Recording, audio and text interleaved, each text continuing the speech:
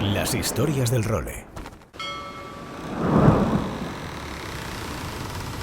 ¡Bienvenidos a bordo del Role! Una placentera travesía por los mares del podcast. ¡Zarpamos ya en busca de las mejores historias del mar! ¡A la caña, Nacho Gómez Zarzuela!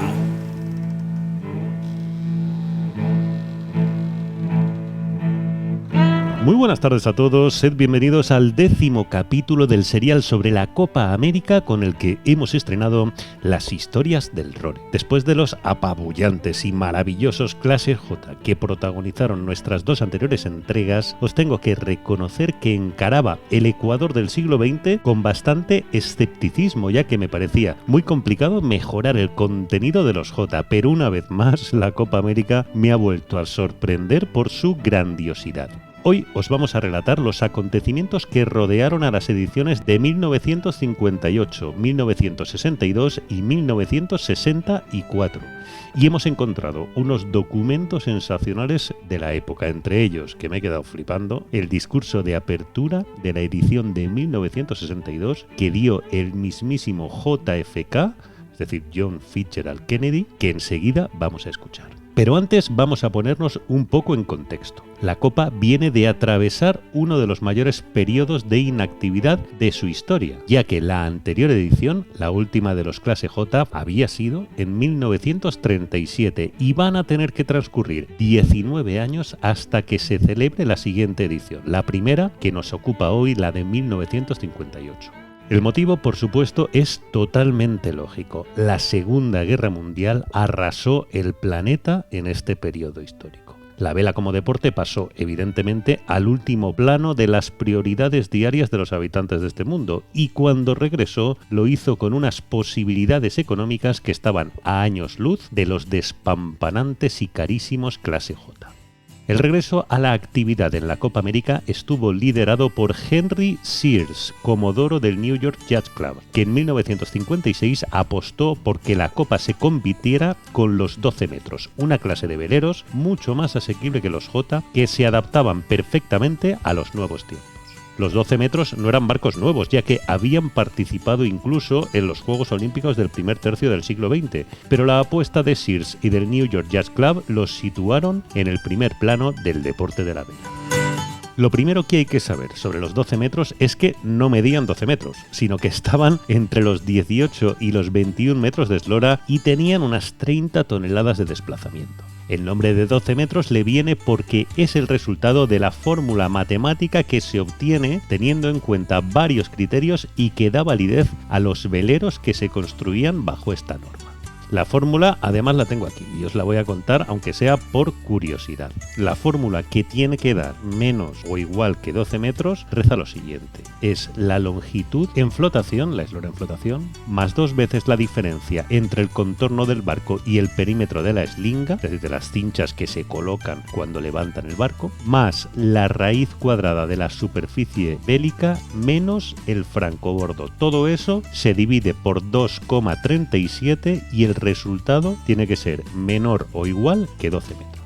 Pues bien, con estas nuevas reglas, el comodoro Sears ejerció como jefe de sindicato y navegante a bordo del defensor de esa Copa de 1958, que iba a ser el Columbia, que se impuso en una fase de selección de defensores igualadísima, allí en Estados Unidos, y en la que le ganó la última vanga al BIM, un viejo modelo de 1939, por solo 12 segundos. Ambos veleros, tanto el Columbia como el BIM, estaban diseñados por el legendario Olin Stephens, que además siempre iba como táctico a bordo de todos estos Copa América. El desafío para arrebatarle la jarra de las 100 guineas a los Estados Unidos vino de nuevo desde Inglaterra, concretamente desde el mítico ya Royal Yacht Squadron, que envió como velero al Scepter, escrito Sceptre con S líquida, que a la postre iba a ser un auténtico fiasco.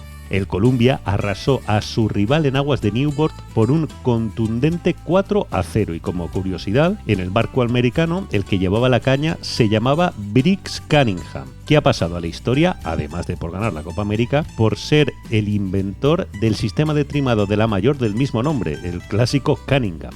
La siguiente edición de la Copa América ya no se hizo tanto de rogar, aunque los británicos, debido al desastre deportivo del Scepter, se quedaron al margen. En 1962, un sindicato australiano encabezado por Sir Frank Packer, magnate de la comunicación, y que representaba al Royal Sydney Yacht Squadron, se convirtió en el primer país del hemisferio sur en desafiar por la jarra de las 100 guineas. Hasta la fecha, únicamente Gran Bretaña y Canadá, que lo hizo en las ediciones de 1876 y 1881, con gran ridículo, por cierto, recordaréis ese tercer o cuarto episodio de esta saga, habían intentado quitarle la copa a los Estados Unidos, con lo que Australia arrancó en esta edición un camino clave para la historia de la competición, que culminaría en 1983 cuando se convirtieron en el primer país en arrebatarle la jarra a los americanos.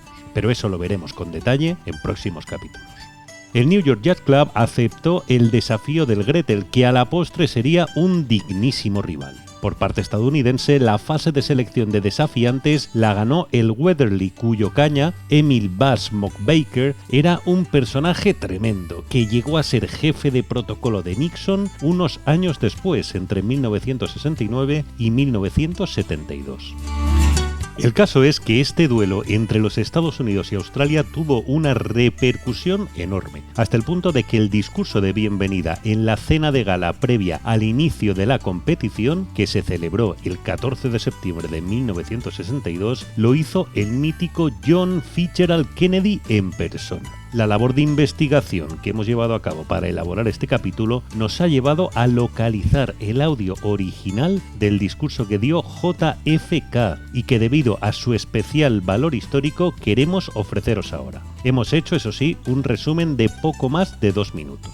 Evidentemente está en inglés, con lo que si no lo entendéis o no os apetece escucharlo, adelantad 2 minutillos el podcast y ya está. Aunque creo que vale la pena, aunque solo sea por escuchar la voz de uno de los personajes más populares de la historia. This cup has been challenged in the past by our friends from Great Britain. We are glad to see Australia assuming the responsibilities of empire and coming here, and we're particularly glad to welcome you in the year 1962. This is a trophy which the United States has held for over a century. There is no question that this kind of national competition produces the greatest goodwill among nations. Really, I don't know why it is that all of us are so committed to the sea, except I think it's because, in addition to the fact that the sea changes, and the light changes, and ships change, it's because we all came from the sea. And it is an interesting biological fact that all of us have in our veins the exact same percentage of salt in our blood that exists in the ocean. And therefore, we have salt in our blood, in our sweat, in our tears. We are tied to the ocean. And when we go back to the sea, whether it is to sail or to watch it, we are going back from whence we came. And therefore, it's quite natural that the United States and Australia, separated by an ocean, but particularly to those of us who regard the ocean as a friend, bound by an ocean, should be meeting today in Newport to begin this great sea competition. This is an old relationship between the United States and Australia, and particularly between Rhode Island and Australia. I want to toast tonight the crew, the sailors, those who made it possible for the Gretel to come here, those who have for 100 years defended this cup from the New York Yacht Club, to all of them. As the ambassador said so well, they race against each other, but they also race with each other against the wind and the sea. To the crew of the Gretel and the crew of the Weatherly.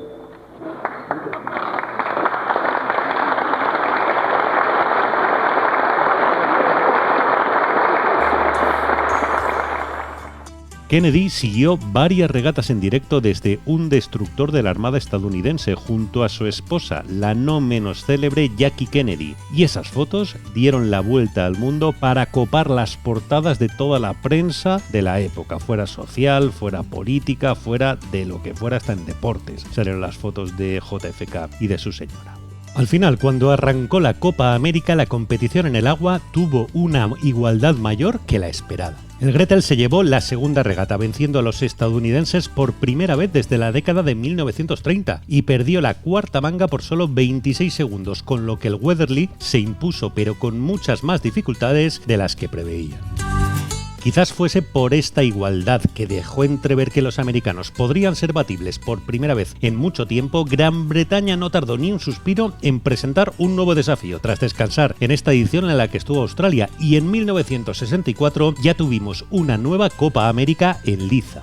La batalla fue de nuevo en septiembre y de nuevo en Newport, y lo que pasó en el agua fue el mazazo definitivo para las ansias británicas de recuperar la jarra. El Constellation americano, patroneado por Eric Reeder, le dio una paliza tan descomunal al Sovereign británico, patroneado por Paul Anderson, que las consecuencias fueron tremendas. El Sovereign llegó a perder 2 de las mangas por 15 y 20 minutos, ya que el diseño de Olin Stephens con el Constellation fue tan superior que los titulares de la prensa británica fueron demoledores. La debacle de Newport, decía el Daily Express. Una de las mayores humillaciones británicas de la historia, se lamentaba el Daily Telegraph. La conclusión fue que Inglaterra recibió un mazazo tan grande que ya abandonarían todos los intentos por plantar cara a los americanos durante varias décadas, dejando a los países de Oceanía, Australia y Nueva Zelanda, a ser los encargados de intentar hacer historia. Los ingleses, de hecho, no han vuelto a disputar desde ese fatídico 1964 una final de la Copa América, y únicamente en nuestros días, con la irrupción de una figura tan excelente como la de Ben Ainslie, están volviendo a soñar con pelear por la jarra. Y a mediados de esta década de los 60 del siglo XX vamos a dejar este 10º episodio del serial de la Copa América de las historias del role. Volveremos en el siguiente capítulo con el espectacular crecimiento de Australia como gran desafiante de la competición. Hasta entonces.